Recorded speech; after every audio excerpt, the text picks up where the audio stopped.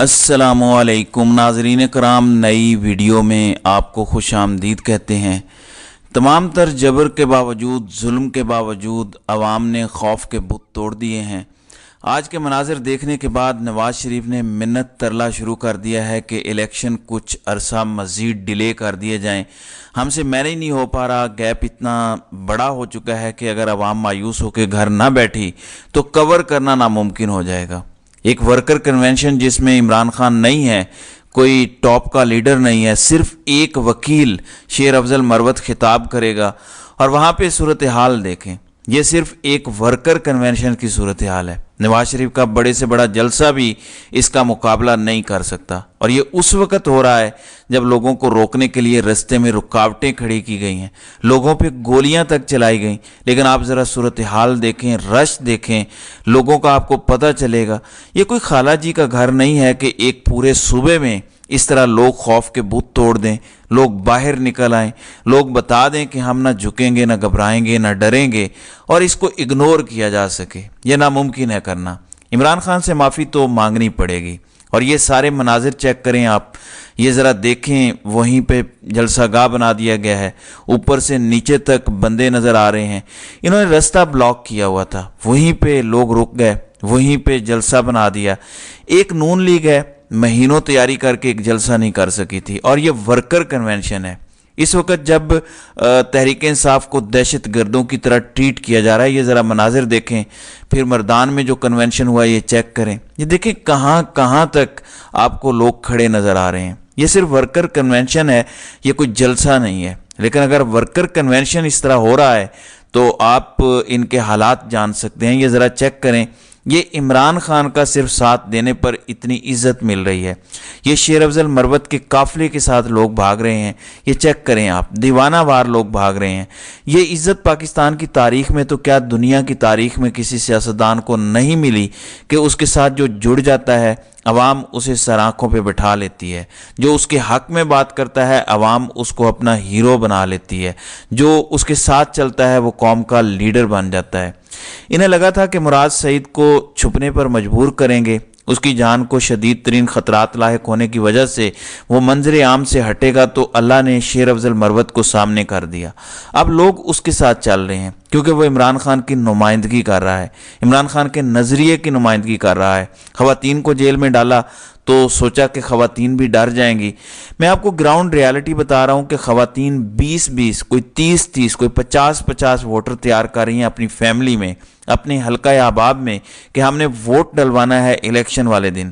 اور خواتین سے زیادہ اچھا یہ کوئی کام کر نہیں سکتا۔ جس طرح خواتین بات کو پھیلا سکتی ہیں، پیغام پہنچا سکتی ہیں، کوئی اور نہیں کر سکتا۔ ایک منصوبہ دنیاوی خدا بناتے ہیں، اور ایک منصوبہ رب العالمین کا ہے۔ کس نے پریویل کرنا ہے یہ سمجھنا کوئی مشکل نہیں ہے۔ اب ناظرین اکرام، نیکسٹ منصوبہ جو نظر آتا ہے وہ یہ ہے، اور آج بیان بھی آ گیا ہے خیبر پختونخوا کے گورنر کا کہ خیبر پختونخوا کے حالات بہت خراب ہیں۔ میں سمجھ گیا کہ کھیل کس طرف جا رہا ہے۔ اب نیکسٹ فیز جو مجھے نظر آتا ہے وہ یہ ہے کہ وقت سے پہلے خیبر پختونخوا میں انتخابات ملتوی کروا دیے جائیں، اور دیکھا جائے کہ کیا اس سے مومنٹم ٹوٹ جائے گا، کیونکہ پنجاب میں بظاہر ایسا نظر آتا ہے کہ لوگ ڈرے بیٹھے ہیں، کیونکہ کریک ڈاؤن بھی بہت زیادہ، سب سے زیادہ پنجاب میں ہو رہا ہے، کیونکہ لاہور پنجاب کا سینٹر ہے اور یہیں سے ساری موومنٹس بنتی ہیں۔ لاہور پہ خاص طور پر جبر کیا جا رہا ہے، ظلم کیا جا رہا ہے، لاہور والوں سے اس چیز کا بدلہ لیا جا رہا ہے کہ تمہاری جرت کیسے ہوئی کہ شریف خاندان نے تمہیں جو غلامی کے پٹے پہنائے تھے وہ تم نے کیسے توڑے، کیسے ان لوگوں سے نجات حاصل کی، یہ بدلہ لیا جا رہا ہے۔ اس لیے آپ نے محسوس کیا ہوگا کہ لاہور پہ کچھ زیادہ ہی کریک ڈاؤن ہے۔ لاہور میں جس کو پکڑا ہے کیسوں میں اس کو چھوڑ ہی نہیں رہے، بالکل چھوڑتے بھی ہیں تو دوبارہ کسی کیس میں پکڑ لیتے ہیں۔ یہ ظلم خاص طور پر لاہور میں روا رکھا گیا ہے، کیونکہ جو لاڈلا ہے 1980 کی دہائی سے، جو منصوبہ ہے 1980 کی دہائی سے، وہ منصوبہ یہاں ناکام کر دیا ہے لاہوریوں نے۔ لاہور بدل گیا تو پورا پاکستان بدل گیا، یہی کہا جاتا ہے۔ دل میں جب تبدیلی آ جاتی ہے تو باقی سارا جسم اس کے ساتھ چلتا ہے۔ ان کو یورپی یونین اور امریکہ نے کہا کہ آپ الیکشن کروا دیں، جیسے مرضی ہوں، ہم کوئی اعتراض نہیں کریں گے، بلکہ ہم ایک خاص قسم کی سٹیٹمنٹ دیں گے کہ by and large free and fair election ہوئے ہیں اور ہم ویلکم کرتے ہیں نئی حکومت کو۔ یہ گارنٹی جب انہیں یورپی یونین اور امریکہ سے ملی تو انہوں نے کہا کہ ٹھیک ہے، تحریک انصاف کو تن کے رکھتے ہیں، تحریک انصاف کو الیکشن میں بھاگنے بھی نہیں دیں گے، ملک چلا لیں گے۔ اور پہلے یہ ہوتا بھی تھا، جس کو یہ جتا دیتے تھے، جس طرح یہ ملک چلانا چاہتے تھے، چل جاتا تھا۔ اب عوام نہیں تسلیم کر رہی، اور دنیا کا کوئی ملک بھی اپنی عوام کی 80% تعداد کے خلاف جا کے آگے نہیں بڑھ سکتا، نظام نہیں چل سکتا۔ میں بار بار سمجھانے کی کوشش کر رہا ہوں لوگوں کو کہ اگر نظام چلانا ہے تو عمران خان کی ماننی پڑے گی، اور وہ صرف ایک بات کر رہا ہے، فری اینڈ فیئر الیکشن، جس میں عوام کو آزادانہ اپنے نمائندے چننے کا اختیار حاصل ہو، اور اس کے نتیجے میں بننے والی حکومت کے رستے میں روڑے مت اٹکائے جائیں، تب ملک ٹھیک ہوگا۔ لیکن منصوبہ سازوں کو لگتا ہے کہ مارشل لا لگا کے رکھنے کا ایک ہی طریقہ ہے، اور وہ یہ ہے کہ قومی حکومت۔ قومی حکومت کا مطلب ہے کہ کوئی اپوزیشن نہیں ہوگی، ہم سیاہ کریں سفید کریں، ہم دن کو رات کہیں رات کو دن کہیں، سب کچھ قبول کر لیا جائے۔ یعنی بنیادی طور پر ایک مارشل لا جس کو جمہوری کور حاصل ہو وہ کرنا چاہ رہے ہیں۔ یہ مطلب ہوتا ہے قومی حکومت کا۔ اور جب کوئی ہینکی پینکی ہو تو اتحادیوں کو علیحدہ کر کے حکومت گرا دی جائے، وزیر اعظم مائنس کر کے کسی اور کو وزیر اعظم بنا دیا جائے، یعنی پورا کنٹرول اپنے ہاتھ میں رکھا جائے۔ کبھی کٹ پتلیوں کے ذریعے بھی سسٹم چل سکا ہے۔ اب ذرا دیکھیں کہ ہم سے یہ کتنی نفرت کرتے ہیں۔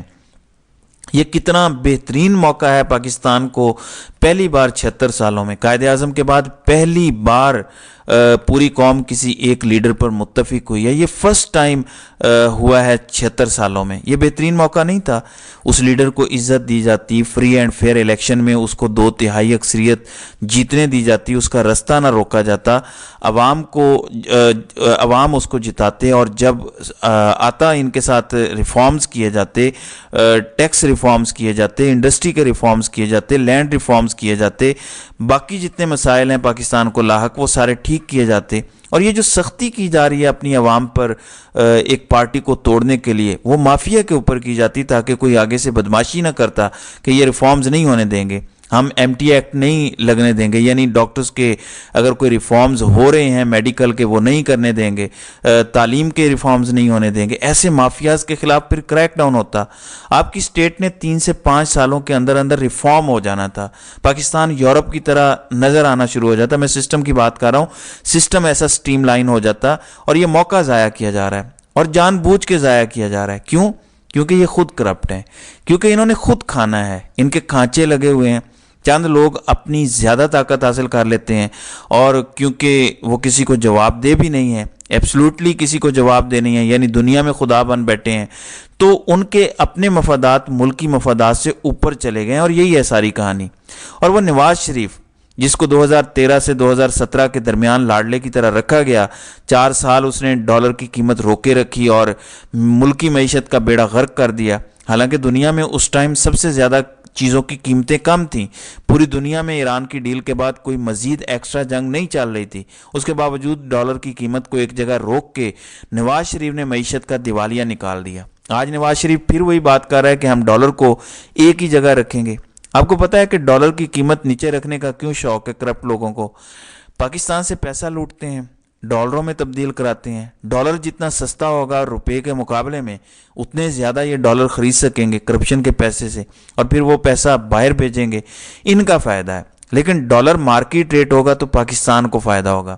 جب آپ کی درآمدات بڑھنے لگیں گی آٹومیٹیکلی قیمت اوپر آ جائے گی، وہ درآمدات کم ہونا شروع ہو جائیں گی، قیمت مارکیٹ بیس پہ رہے گی، اوورسیز پاکستانی زیادہ پیسہ بھیجیں گے، ریمیٹنسز زیادہ آئیں گے، اس سے ہمیں فائدہ ہوگا، ایکسپورٹر کو فائدہ ہوگا کہ آپ عالمی مارکیٹ سے قیمتوں کو برابر کر کے کمپیٹ کر سکیں گے، ملک کا فائدہ ہی فائدہ ہے، مارکیٹ بیس ریٹ ہے۔